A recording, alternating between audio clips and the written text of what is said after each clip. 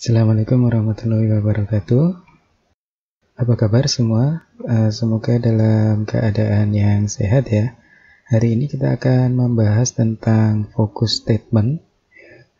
Nah, jadi focus statement ini adalah salah satu langkah dari single system ya, sistem yang disusun oleh Pecqueuille-Single ya dalam penulisan tugas akhir ya, thesis, disertasi, skripsi ya.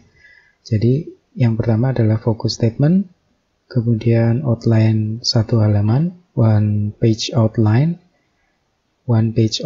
with citation. Nah, kemudian yang terakhir regular writing habits ya. Nah, ini salah satu rumus ya untuk efektifnya pengerjaan tugas akhir.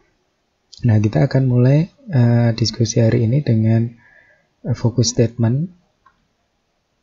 Nah, apa itu focus statement?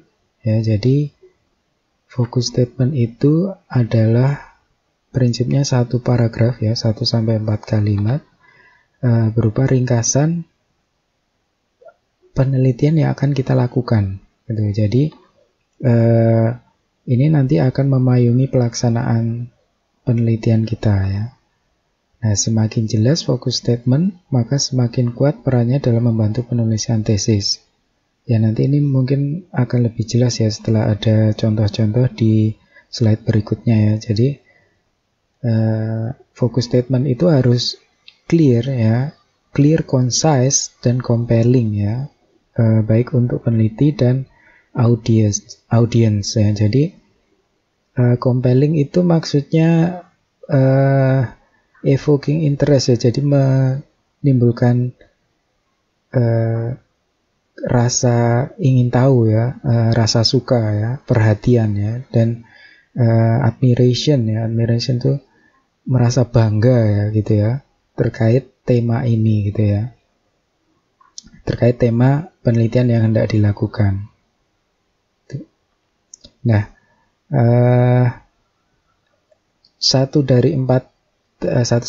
kalimat tadi itu berisi elemen-elemen sebagai berikut ya. Jadi ada masalah atau pertanyaan riset ya, pertanyaan yang tidak terjawab, motivasi ya, mengapa saya hendak meneliti tema ini gitu ya.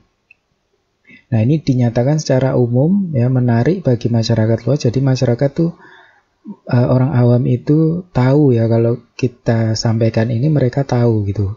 Jadi tidak tingkat level teknis yang tinggi sekali ya. Jadi dinyatakan secara umum menarik bagi masyarakat, tapi juga secara khusus itu menarik bagi bidang ilmu. Jadi secara khusus bagi orang di psikologi misalnya itu menurut mereka ini juga menarik gitu. Enggak, jadi antara umum sampai khusus, yaitu semua bagian ini akan, semua individu akan tertarik gitu loh. Nah, elemen lainnya adalah variabel atau konstruknya ya. Apa yang hendak diteliti itu? Variabelnya apa? Konstruknya apa? Kemudian sampel ya, sumber atau objek yang dipelajari. Nah, kemudian juga teori dan metodenya gitu. Jadi ini kita rangkum ya dalam 1-4 ya, 5 juga boleh sih sebenarnya, tapi prinsipnya adalah yang bisa disampaikan secara cepat ya, ringkas gitu, focus statement itu. Nah, focus statement ini harus ditulis dalam bentuk yang aktif gitu ya. Jadi karena biar dia memotivasi ya. Jadi fungsi yang kalimat yang aktif itu akan lebih memiliki semangat gitu ya. Jadi tulis dalam bentuk aktif. Saya melakukan penelitian tentang gitu ya, tesis saya ini berfokus pada atau meneliti tentang apa gitu. Jadi secara bentuknya aktif ya, bukan pasif ya. Nah, fungsi dari focus statement ini adalah membantu proses penelitian gitu ya. Jadi kita jadinya berfokus pada hal-hal yang terkait tema riset kita saja gitu ya.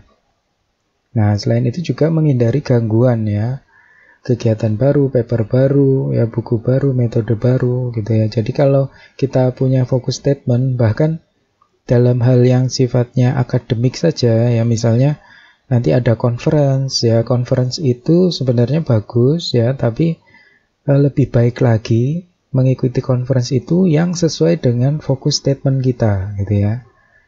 Jadi usahakan ada kegiatan ilmiah ya, conference tadi itu usahakan itu semua masuk di bawah payung focus statement kita gitu ya. Mengapa? Karena kegiatan-kegiatan ini seperti pergi ke conference itu membutuhkan banyak waktu gitu ya. Jadi kalau itu dimasukkan dalam bagian dari tesis kita, itu akan sangat bermanfaat sekali bagi kita ya. Jadi banyak menghemat waktu nantinya.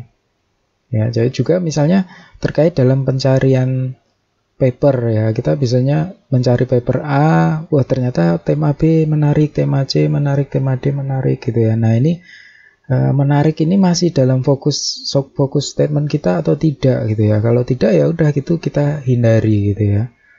Nah, jadi jangan terlalu banyak berfokus pada paper-paper ya, walaupun ini sifatnya ilmiah ya, tapi kalau tidak di bawah fokus statement kita, fokus statement penelitian kita, jangan gitu ya.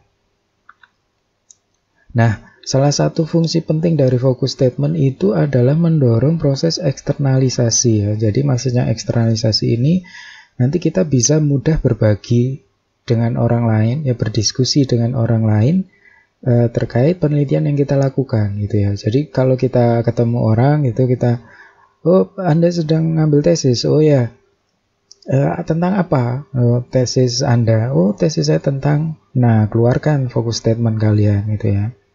Nah, kalau kita bisa mengartikulasikan penelitian yang hendak kita lakukan, kita akan lebih mudah ya mendapat feedback ya dari orang gitu ya.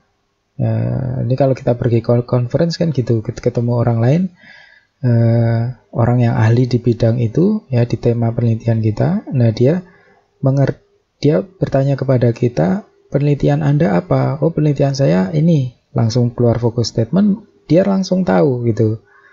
Nah, ketika dia tahu, dia bisa nih memberi feedback gitu ya. Oh, penelitianmu tentang itu. Nah, ini kamu bisa nih sebenarnya pakai buku-buku ini ya. Oh ini ada rekan kerja saya nih, dia meneliti tentang itu juga. Nah, itu peluang kolaborasi kan gitu.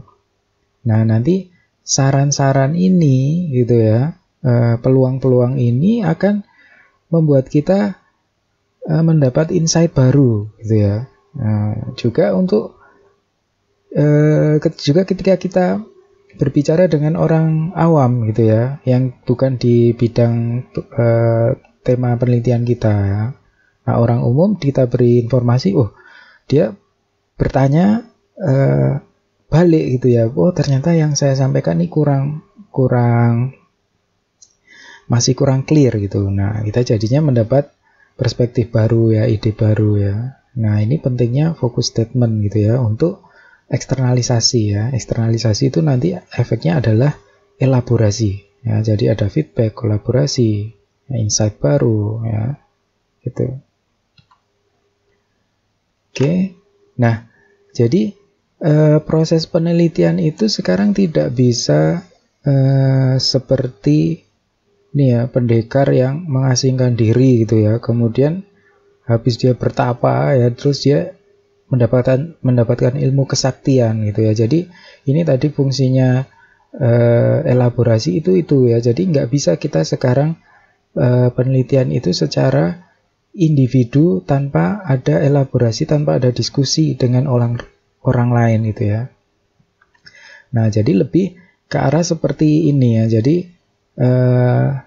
lebih ke arah sparing gitu ya, ke arah kolaborasi ya, elaborasi dengan peneliti lain ya, berdiskusi, memberi saran, kritik ya satu sama lain. Nah, ketika kita bisa menjelaskan ya tentang apa penelitian kita dengan jelas, yaitu focus statement kita tadi ya, maka proses elaborasi ya itu akan lebih mudah kita lakukan gitu ya. Tadi sudah kita singgung ya. Nah, contoh dari focus statement seperti ini ya. Ini yang saya ambil dari bukunya Beckwell-Single ya. Nah, kenapa mahasiswa pasca sarjana itu ada yang sukses dan ada yang tidak ya? Apakah ini karena siswanya, karena prodinya, atau karena keduanya ya? Nah, ini permasalahannya ya. Nah, menggunakan mixed method ya, ini masuk ke metode ya. Saya meneliti tentang bagaimana variabel subjek dan variabel prodi departemen ya mempengaruhi penyesuaian dan kesuksesan dari mahasiswa pasca sarjana tahun pertama. Nah, studi ini menggunakan data survei, wawancara semi struktur daripada mahasiswa ya, pada pengelola ya, pada peers ya, dari data-data arsip ya, data-data dokumen ya di prodi ya. Nah, ini jadi salah satu contoh focus statement seperti ini ya, singkat ya. Ini hanya terdiri dari berapa ini ya? 5 kalimat ya. Ya, ini dari PhD in Social Psychology ya, dari punya Beckwell-Single. Nah, satu lagi contoh focus statement dalam bahasa Indonesia. Ya, jadi problem based learning sudah sejak tahun 70-an diterapkan, ya, namun penelitian mengenai evaluasi pelaksanaan dan efeknya terhadap kompetensi belum ada. Nah, ini permasalahannya di sini gitu ya. Penelitian saya berfokus pada satu, ya, mengidentifikasi komponen-komponen dari problem based learning, dan dua, mengetahui efeknya terhadap kompetensi alumni. Nah, untuk mencapai tujuan penelitian, pengujian model struktural, ini metodenya ya, analisis datanya, diterapkan pada data evaluasi dari alumni Fakultas Kedokteran UGM. Nah, ini datanya gitu ya. Nah, jadi sangat singkat sekali ya, tapi padat gitu. Nah, ini memang tidak mudah kita langsung jadi gitu ya, perlu kita proses ya. Nah, ada latihan-latihan yang bisa dilakukan ya. Ini yang cara latihan dari bukunya Beckwell-Single ya. Jadi ada nanti mewawancarai gitu ya, si A mewawancarai si B ya, si A mewawancarai si B. Nah, kemudian nanti setelah itu bergantian gitu ya. Nah, bertanya mengenai tema penelitian yang tidak dilakukan ya. Daftar pertanyaannya seperti ini. Nah, ini nanti bisa didapatkan di Elok ya. Itu, nah silakan ini dilakukan. Nah, jadi ketika si A mewawancarai B, dia harus mencatat gitu ya jawabannya si B ya. Gitu ya. Nah, kemudian sebaliknya gitu. Nah, ketika fokus statement kita belum jelas ya, kita akan sangat sulit ya menjawab pertanyaan-pertanyaan ini dengan singkat ya, dengan lugas gitu ya. Nah, yang mencatat juga kesulitan gitu ya, karena kalau yang diwawancara ini menjelaskan tanpa fokus statement, dia penjelasannya akan panjang lebar gitu ya. Jadi sulit ditangkap, sulit dicatat gitu ya. Nah, silakan latihan-latihan ini bisa dilakukan ya untuk menyadarkan kita tentang pengetahuan apa yang kita perlukan, yang perlu kita eksplisitkan ya terkait tema penelitian kita.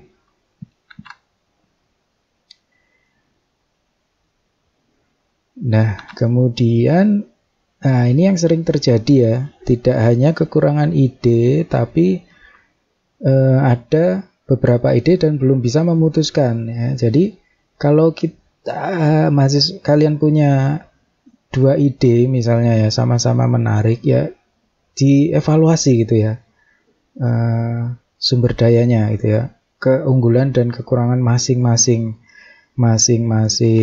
ide ini apa gitu ya.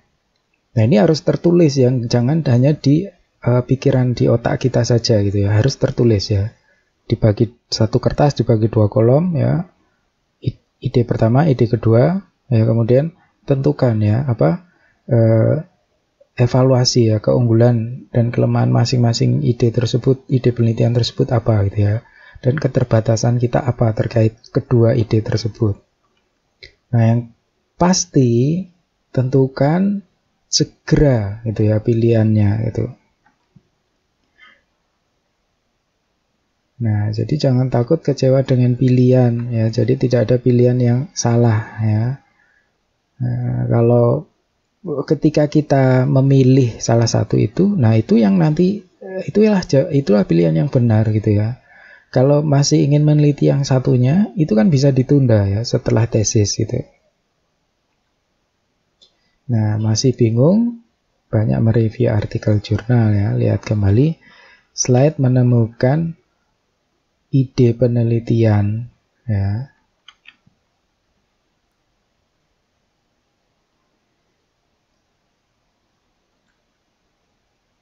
Nah, seperti saya sampaikan tadi ya, focus statement itu tidak harus langsung jadi ya, itu nanti berproses ya selama penelitian ya. Misalnya kita, ternyata metode saya salah ya, ya diganti, direvisi gitu ya. Tapi secara umum focus statementnya itu harusnya tetap ya, temanya tetap gitu. Nah, ini saya ambil dari Kohn dan Foster ya, Dissertation and Thesis from Start to Finish ya, sama bukunya si Back Boyle Single tadi ya. Baik, itu saja. Terima kasih atas perhatian rekan-rekan semua. Assalamualaikum warahmatullahi wabarakatuh.